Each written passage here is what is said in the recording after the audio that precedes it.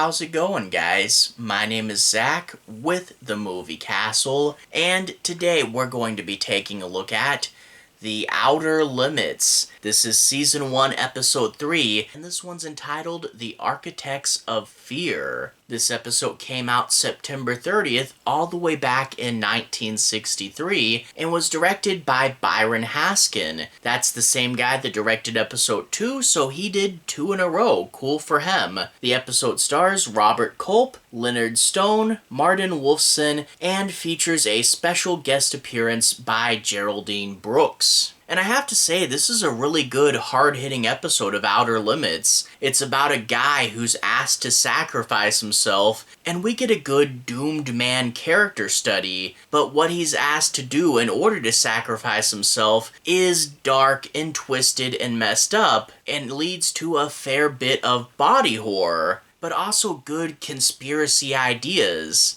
They're trying to use a traumatic event to manipulate people, and sadly this would parallel so many real-world things, a lot of which wouldn't happen until after the episode came out. Let's just say that this is one that when you analyze it, you really realize that the Outer Limits writers had their fingers on the pulse of society. And yeah, lots of weight to this one. Doomed man, conspiracy, body horror. Yeah, definitely check this one out. It's a pretty strong recommendation from me. But all that being said, what's this episode actually about? I'm not gonna do any major spoilers, but let's talk about the setup and analyze a few key plot points. In this episode, we open up with a bit about the world. We get to see a nuclear bomb go off, but it slightly missed its target. It didn't hit the city and most people's lives were spared. But we find out in this world, the Cold War has turned hot, and this is the 4th bomb that's dropped so far, and we're on our way to large-scale destruction. We then cut to a group of men in a shadowy room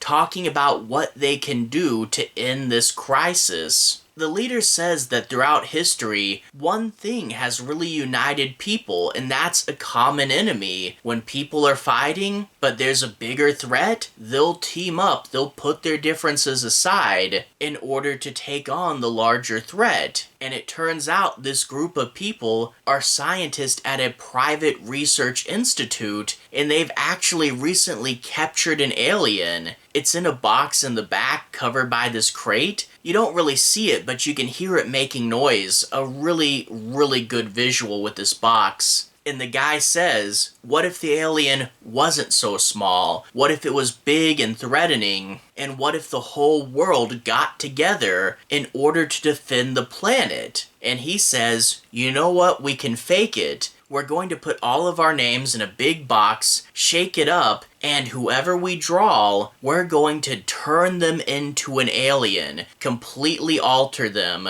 make them totally unrecognizable even to other scientists, and then shoot them in a rocket and drop them off at the front steps of the UN. And surely the terror that this inspires will lead to all the countries putting their differences aside and focusing on the alien problem. And a few things with this. Yeah, they're arranging a fake, horrific event in order for the higher-ups to manipulate the general public. Again, there are a ton of examples of this throughout history, and sadly, a lot of them wouldn't be revealed until after this episode, and a lot of them wouldn't even happen until after this episode. So yeah, Outer Limits writers, you guys are predicting the future a little bit here. That's kinda scary. But this is another case where the Outer Limits is sending you down a conspiracy rabbit hole, and it's really sending the message that a lot of people need to know.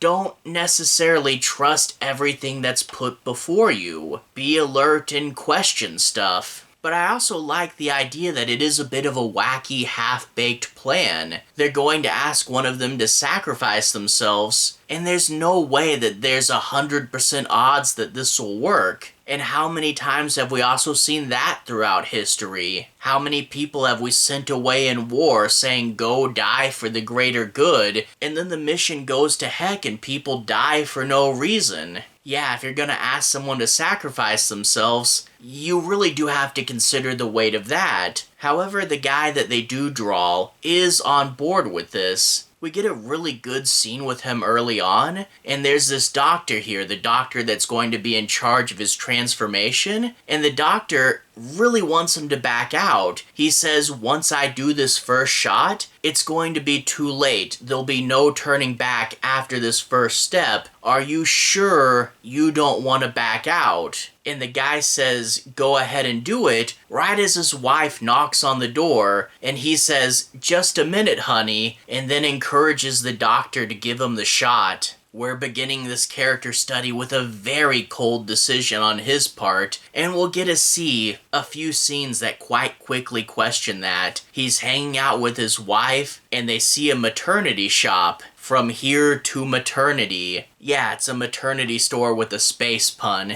What a coincidence. But the wife reveals that even though they thought they couldn't have kids, the doctor found that her condition is past and she's actually totally healthy now. And he says, if only this had happened 5 years ago. The wife really does turn into the heart of this episode. I love that she's absolutely in love with her husband, and she's going to know something's up. She can feel it. She's not going to be fooled too easy. Well, of course the husband's out there doing all these tests. They're exposing him to different gases and different atmospheric pressures, and we get to see the early bits of torture that he's going to go through. And I love that the doctor he's with is so regretful about having to do this. It makes the torture feel that much harder. But eventually, after a particularly tough test, the doctor says, it's about time to fake your death. And we do get one more scene with the wife, and the wife says something along the lines of, these last few years have been so tough, what I wouldn't give for a few good years for a change. And she even says, I'm so tired of everybody hating each other, why can't we all just get along?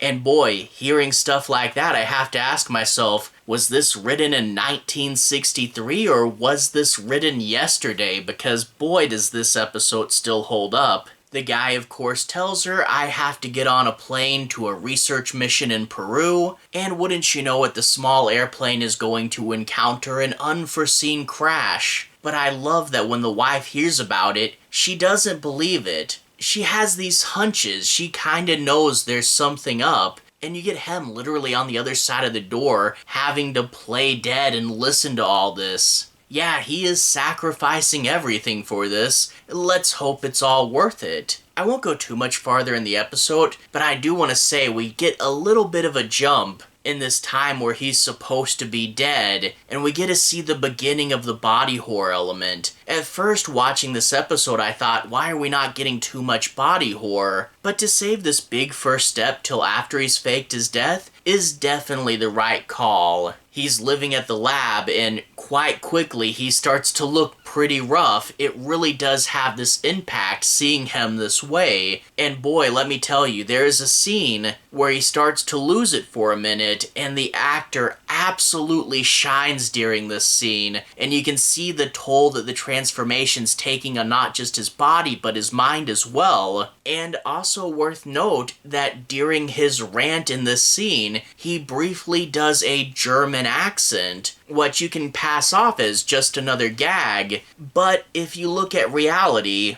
and if you know how we actually got to the moon, let's just say this might be a little bit more than a joke. Again though, not going too much farther in the episode than this, I will say that towards the end it does heat up, more body horror, more sci-fi goodness, a good climax with a really good gut punch of an ending. I love the wife's performance towards the end of this when they're trying to pull the wool over her eyes, but she's not having any of it. And those last final moments of this episode really do pack quite the wallop there. So yeah, this is a great one. I definitely recommend checking it out, and really give this one a little bit of thought. Again, sad, but definitely true that there are real-world parallels to this. And this really is a case of hard-hitting sci-fi that gets you to think. But yeah, definitely recommend it. Super strong episode. Go watch this one. Anyway though, all that being said, to everyone who's watched so far, thank you for watching. To everyone who's liked and subscribed, thank you. You really are helping the channel out. I'll leave a relevant playlist on the bottom. This should be my Outer Limits playlist. If you guys want to see my reviews of the past 2 episodes, you should be able to find them there. Anyway, have a good day. I'll see you guys again very soon. Playlist here. Have a good day now.